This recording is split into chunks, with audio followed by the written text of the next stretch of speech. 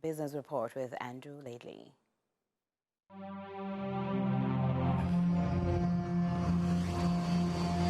In the Business Report today, after 5 years of operation in Jamaica, Cygnus Real Estate Finance, SRF, is signaling to shareholders that returns could be on the horizon.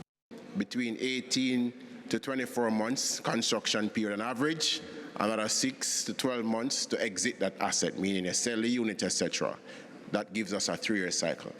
We are basically there now, and that will put us in a position to harvest, so we have cash to satisfy the demand of a dividend in some time thereafter. Senior Vice President and Head of Investment Banking Gregory Samuels disclosed the company has delivered strong performance and is now at a point where it can give back. Since our inception in August 2019, there's never a single year that SRF has failed to deliver profitability. I think Barris mentioned it.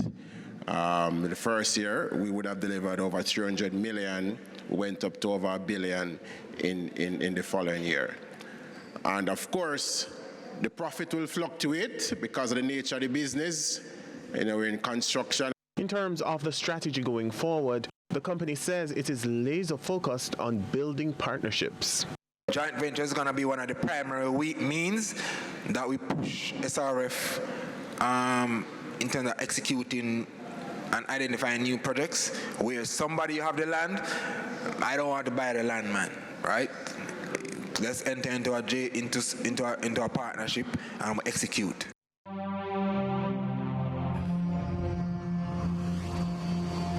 Now, amid plans to increase the national minimum wage starting June 1, Chartered Accountant Alison Peart is calling on the government to consider a livable wage. She was speaking on CVM TV's budget debate discussion show on Thursday.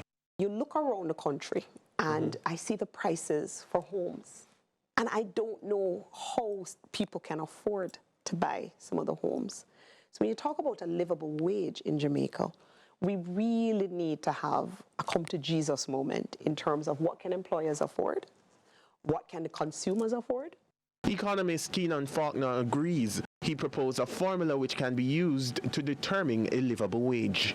I would suggest really the creation of an index that takes into account different areas of living, like a basket, just like you would calculate inflation. But you have a basket that would now take into account living expenses, food, other utilities, recreation, and so on. Try and find a decent average, find the spatial differentiations between urban and rural, and find out what it really does cost on average to live in certain areas. And that was your business report.